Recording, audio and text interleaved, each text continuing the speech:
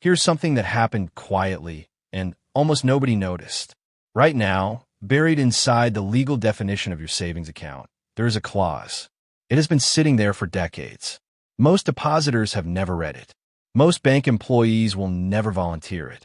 And the mainstream financial media will never explain it properly because it doesn't fit the comforting story they're paid to protect. That clause gives your bank the legal right to delay your withdrawal for 7 days. Not freeze it permanently. Not block it forever. Not steal it in one dramatic moment. Just delay it. 7 days. And here's the part that should make your stomach tighten. They can do it without giving you a reason. Without triggering any crisis headline. Without a public announcement. Without a single breaking news banner across the screen. You could wake up one morning, try to move your money, and suddenly the bank tells you, your fund will be available in 7 days. And the system will act like that's normal. This isn't a rumor. This isn't conspiracy. This isn't internet panic. It's codified in federal regulation. Title 12, Part 204. Regulation D, the regulation that governs savings deposits at every bank, every credit union, every thrift institution in the United States. The clause reads, word for word, that a depository institution reserves the right, at any time, to require 7 days advance written notice of an intended withdrawal from a savings deposit. Those are the real words. And most people never encounter them for one simple reason. They never read the fine print. But the clause exists. It is operative. It is legally alive. And it was not written there by accident. Because what that clause represents is not just a technical detail. It is a pressure valve, a tool, a mechanism that exists precisely because the architects of the modern banking system understood one unavoidable truth. If depositors ever try to withdraw their money all at once, the bank cannot pay everyone. The money is there on paper, is not there in liquid cash. And when confidence breaks, everything breaks. So the system was designed with hidden levers, quiet levers, levers that don't require emergency declarations or public panic, levers that buy time. And time, in a banking crisis, is everything. What I'm going to walk you through today is not a crash prediction. It's not a doomsday timeline. And it's not fear for entertainment. It is a sequence, a procedural sequence. A sequence that begins with a legal framework most depositors don't even know exists, builds through financial stress that is accumulating right now, and ends at a place where the decision of whether you can access your own money is no longer entirely yours to make. I've spent years watching these sequences unfold. The names change, the triggers change, the headlines change, but the mechanics don't. And once you understand the mechanics, you stop waiting for the headline to tell you something has started. Because by the time the headline arrives, the first 3 moves of the sequence have already happened. So let's establish the foundation. Because you cannot understand where we are now without understanding why this architecture exists. The year is 1933. The American banking system has been collapsing for 3 years. Between 1930 and 1933, over 9,000 banks failed. Not weakened, not rescued, not reorganized. Failed. Gone. 9,000 institutions wiped off the map. And with them went the savings of millions of Americans. Not because people gambled, not because they made reckless investments, but because the institution holding their deposits ran out of liquid funds to honor withdrawals. The money was there on paper, but it was not there in cash. And once depositors realized the bank couldn't pay everyone at once, the run began. And the run guaranteed the outcome it feared. That was the moment the relationship between depositors and banks was fundamentally redesigned. The FDIC was created. Deposit insurance was introduced. Reserve requirements were structured into the legal definition of what a savings account even is. And regulators wrote in a quiet reservation of rights. Banks would have the right to require advance notice before releasing savings funds. Not a permanent refusal. A temporary delay. A valve. For most of the following 9 decades, that valve sat there like a fire suppression system in a building that never catches fire. You stop noticing it exists. You stop thinking about it. You assume it's irrelevant until the smoke starts creeping under the door. Then the savings and loan crisis hit in the 1980s. And what it revealed was terrifying. The architecture built after the Great Depression could handle individual bank failures. It could not easily handle systemic failures across an entire sector. Between 1986 and 1995, over 1,000 savings and loan institutions failed. The Resolution Trust Corporation was created to manage the wreckage. Taxpayers absorbed over $120 billion in losses, and regulators began designing something even bigger, something more permanent, because the question they were asking was brutal. What happens when the crisis is too large for deposit insurance alone? That answer arrived in full after 2008. And this is where the story becomes directly relevant to the money sitting in your savings account right now. After the global financial crisis, the Financial Stability Board, an international body coordinating financial regulation for the G20, published a new framework for resolving failing banks. The core principle was simple, and it was political. The cost of a bank failure should be borne primarily by the bank's own stakeholders, not by taxpayers.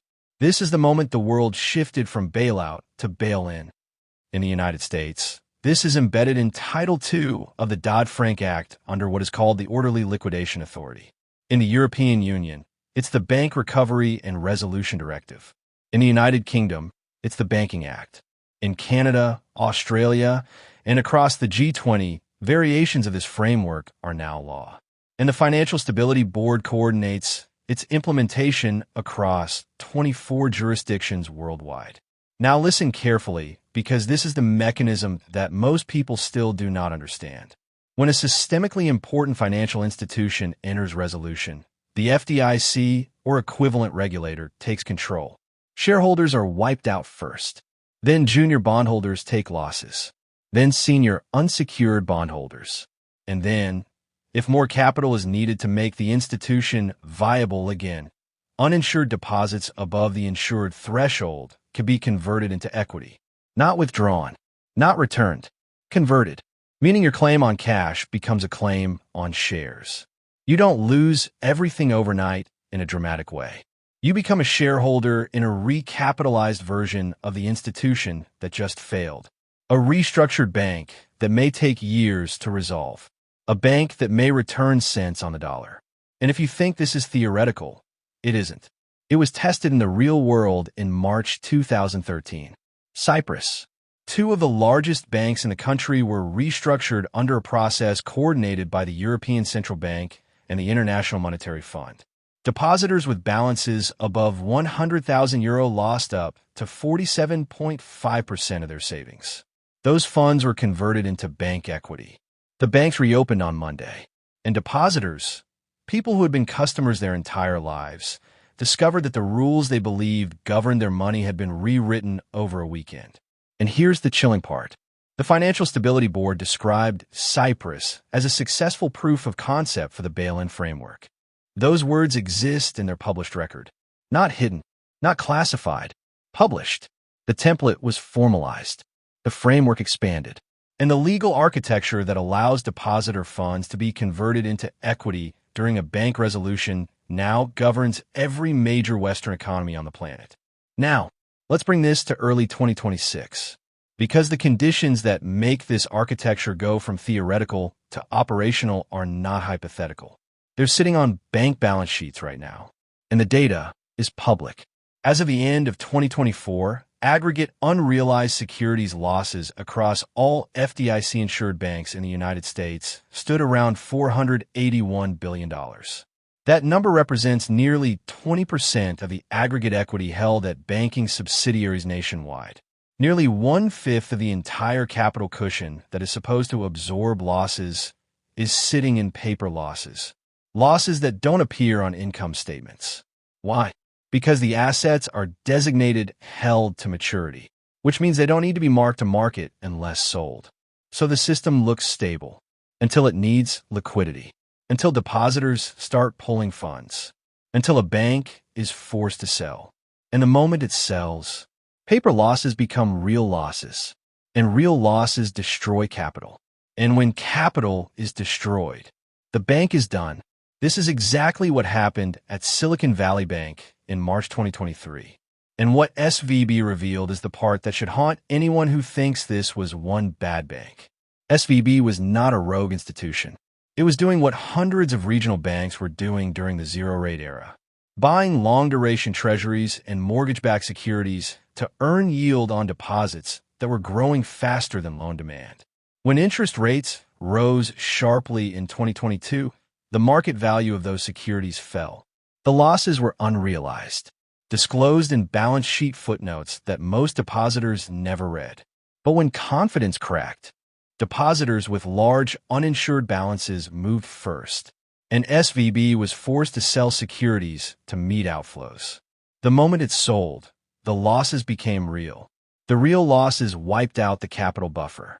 Regulators arrived on Friday. By Monday, the bank ceased to exist, and the Office of Financial Research later stated the implication clearly. Unrealized losses increase vulnerability if other developments, like commercial real estate loan losses, cause depositors to question a bank's viability. And that brings us to the second landmine: commercial real estate, the sector that is quietly turning into the most dangerous part of regional bank balance sheets. Commercial real estate delinquency rates for office loans in the United States surged through 2025, and regional banks are the most exposed. Not the biggest banks, regional and community banks, because regional banks hold roughly 44% of their loan books in commercial real estate. Large banks hold closer to 13%. And what's happening inside commercial real estate right now is not a slow decline. It's a delayed collapse. A collapse hidden by one phrase that should terrify you: extend and pretend. Banks have been modifying loan terms, pushing out maturity dates, avoiding formal default recognition, not because the loans are healthy, but because recognizing the losses would force them to admit the truth, that the collateral values are gone, that refinancing is impossible, that the borrower cannot pay. Over $1 trillion in commercial real estate loans were scheduled to mature by the end of 2025, and the maturity wall continues through 2026 and 2027.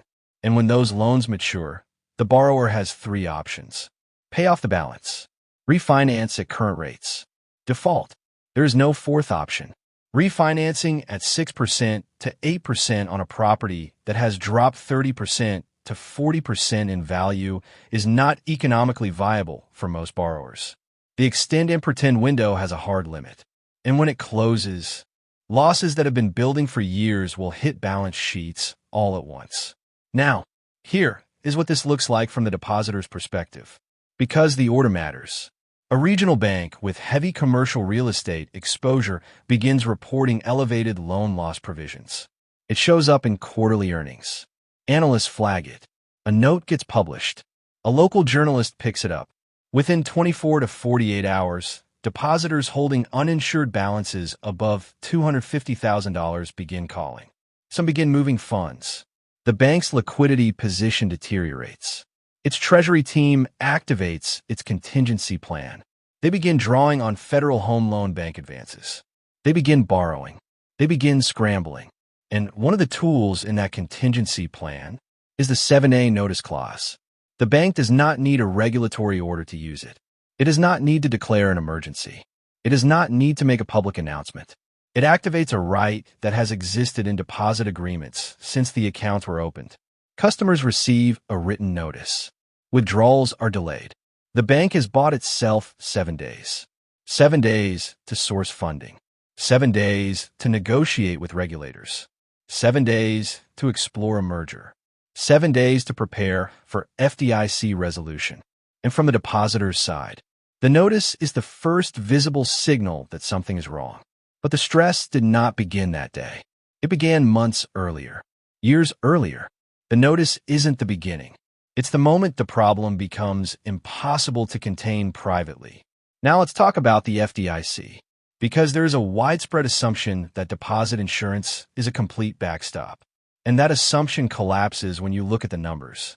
The Deposit Insurance Fund held roughly $150 billion as of late 2025. That represented a reserve ratio around 1.4%, meaning the fund covers roughly 1.4 cents for every $100 of insured deposits. The fund is designed to handle individual bank failures. It is not designed to handle a sector-wide stress event. And the FDIC has been transparent about this reality. The Orderly Liquidation Authority exists precisely because the fund alone cannot handle a systemic scenario. And in that scenario, the resolution process relies on bail-in mechanisms, meaning recapitalization using the bank's own liability structure, meaning bonds, equity, and uninsured deposits. This is not a conspiracy. This is the institutional design. Now let's connect this to the biggest psychological illusion in modern banking. Most people believe their savings account is a vault, a safe place, a container. But legally, it is not. When you deposit money in a bank, you're not placing your cash in a box. You're making an unsecured loan to the bank. The bank records your deposit as a liability. It takes your money and deploys it into loans and securities. You become an unsecured creditor. You have a claim against the institution. And that claim is governed by account agreements, federal regulations, and the priority hierarchy in a resolution process. For balances above $250,000, there is no insurance backstop. You are an unsecured creditor. And in an orderly liquidation, your claim ranks below secured obligations, below certain derivatives exposures, and alongside other uninsured depositors. Your recovery timeline is not determined by you. It is determined by the FDIC as receiver. Most people don't think about their savings account this way because they've never had to. And that's the question this video is forcing into the open. How much longer can people afford to not think about it? The pattern connecting 1933, the 1980s, 2008, 2023 is consistent. Debt accumulates. Asset values inflate. Rates change. Asset values fall. Losses surface. Confidence erodes. The most mobile depositors move first. Their movement accelerates panic for everyone else. And the sequence speeds up. What is different in 2026 is not the pattern. What is different is the legal architecture. The 7-day clause. The bail-in framework across 24 jurisdictions. The Orderly Liquidation Authority.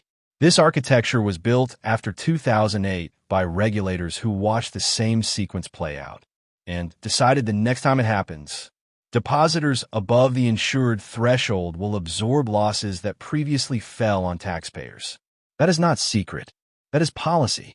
It was documented in legislation, and it has been in place for 15 years. Most depositors simply never read it. Now, let's talk about the practical implications. Not instructions, not financial advice, just the reality of what this structure means. Understanding your actual coverage is the first step. If you hold more than $250,000 as a single institution, the excess is uninsured. Period. It doesn't matter how stable the bank looks. It doesn't matter how friendly the branch manager is. It doesn't matter how long you've been a customer. The insurance cap is a cap. Spreading deposits across multiple FDIC-insured institutions to remain under the limit is straightforward. Understanding that joint accounts and retirement accounts have separate coverage calculations matters. And understanding what assets outside the banking system represent is the second consideration. Physical gold and silver held in your possession, or stored in allocated, segregated private storage outside the banking system, are not subject to the 7A clause. They are not subject to Orderly Liquidation Authority. They are not part of any bank's liability structure.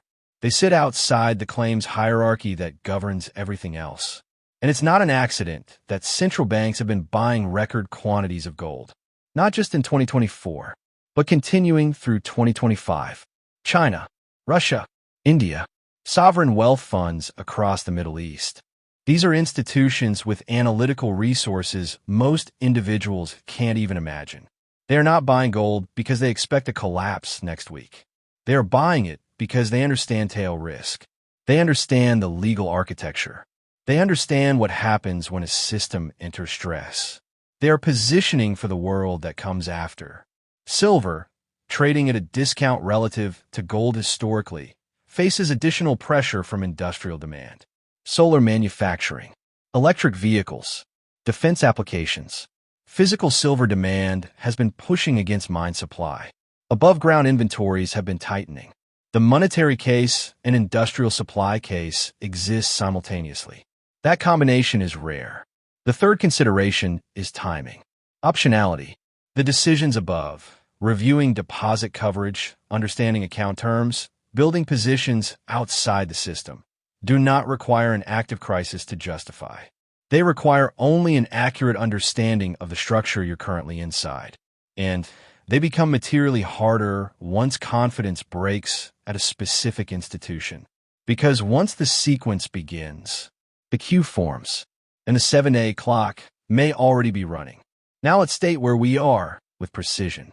Bank balance sheets in the United States carry close to $500 billion in unrealized securities losses, roughly 20% of aggregate banking system equity. Commercial real estate office delinquencies have surged toward crisis-era levels. Regional banks hold nearly half their loan books in commercial real estate. Latent distress is estimated to be multiple times larger than formal delinquency statistics suggest. The FDIC Deposit Insurance Fund has a reserve ratio that is not designed for systemic failure. The bail-in framework is legally active across major Western economies, and the 7A notice clause is sitting in savings account agreements right now. Available, operative, ready, to be invoked without authorization, without public announcement, without a headline. What is not yet determined is the trigger. We don't know which bank, which earnings report, which commercial real estate maturity default, which external shock, which liquidity event will convert this latent stress into visible sequence. But the ingredients are present, and that matters, because a loaded system and an unloaded system require different behavior from the people inside it. The depositors who survived the banking panics of the 1930s, the savings and loan failures, the financial crisis of 2008, the regional bank failures of 2023, were not the people who moved fastest after the headline. They were the people who understood the structure before the event, the people who read the fine print, the people who recognize that a quiet clause buried in regulation is not a footnote. It is a feature, deliberately designed, deliberately usable. Your savings account is not a vault. Your deposit is a liability on a balance sheet. The insurance protecting it has a cap and a fund with quantifiable limits. And the legal framework governing what happens when a bank enters stress has been redesigned since 2008 to protect the system first and the depositor second, by explicit statutory design. Now let me add one more layer, a layer most financial commentary skips entirely, because it explains why this time the sequence cannot be resolved the way it was resolved before. In every previous banking crisis, there was a backstop of last resort. In 1933, it was the creation of the FDIC itself. In the savings and loan crisis, it was the Resolution Trust Corporation funded by federal appropriations. In 2008, it was TARP, $700 billion, combined with the Federal Reserve expanding its balance sheet from under $1 trillion to nearly $3 trillion. In 2020, it was zero rates for $1 trillion in new Fed purchases and direct fiscal transfers at a scale not seen since World War II. Each intervention worked because the conditions existed. Fiscal capacity, political consensus, room to cut rates, room to expand balance sheets. But the starting point today is different. The United States federal debt is above $36 trillion. Interest payments on that debt are running at an annualized rate that rivals or exceeds entire major government budgets.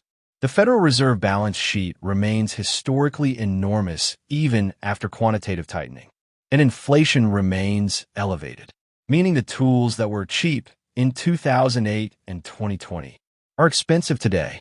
Cutting rates to zero again risks reigniting inflation. Expanding the Fed's balance sheet adds to a balance sheet already unprecedented. And another TARP-style bailout would require political consensus in an environment where debt is already a national obsession. This does not mean intervention won't happen. Central banks will always expand their toolkit under sufficient stress. But the cost of intervention today is higher than at any previous decision point. which means the system will prefer a mechanism that does not add to the government's balance sheet.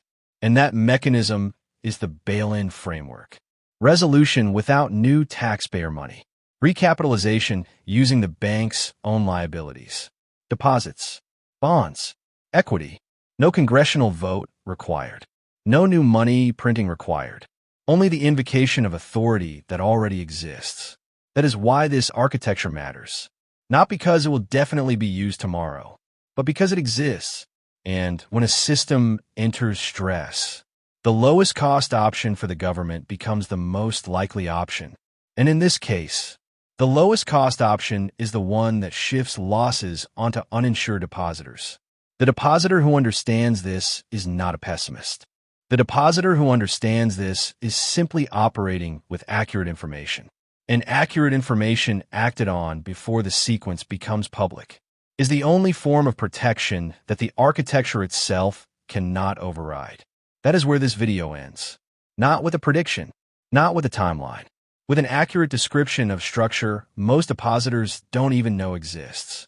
Built on public data, governed by laws that have been on the books for 15 years. The sequence has a beginning. It does not yet have an end. And the next development won't arrive as a dramatic headline. It will arrive quietly, in a call report, in a regulatory filing, in a quarterly earnings footnote, in a disclosure that almost nobody reads. And the job of this channel is to find it before the headline does. Because the only question that remains is this. Will you watch this unfold from inside the system, unaware of the rules? Or from a position you chose deliberately because you read the fine print?